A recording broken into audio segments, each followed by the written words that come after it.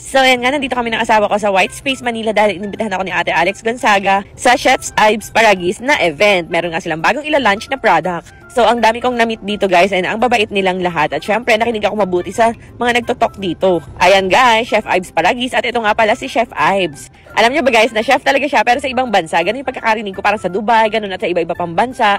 Nakinig talaga ako sa mga sinasabi nila. Kung gaano kaganda ang Chef Ives Paragis at ayan na nga dumating na ang Diyosa. Uy, si Ate Alex Gonzaga Palayar. Napakatangkad, grabe. Sa ating event ng Chef Ives Paragis dahil lahat kayo personally ay inimbitahan ko po na pumunta dito. Kaya maraming salamat po sa pagpunta ninyo dahil gusto po talaga namin na maraming makaalam ng Chef Ives Paragis para po mas marami tayong mga kababayan nating matulungan. Yung mga short sa budget na hindi pa kayang mapunta or magpa-medical procedure, pagkasakali po, matulungan sila talaga ng Chef Ives. Dahil yan po ang marami naming feedback, yung mga dapat magpapa-opera, dapat magpapa-maintenance, dapat merong laser na gagawin, pero because of Chef Ives Paragis, nakatulong po maging maayos ang kanilang pakiramdam at hindi na nila gawin. So yun po, I'm very excited po na matry ninyo at personally magamit ninyo at makita ang benefits ng Chef Ives Paragis sa inyo.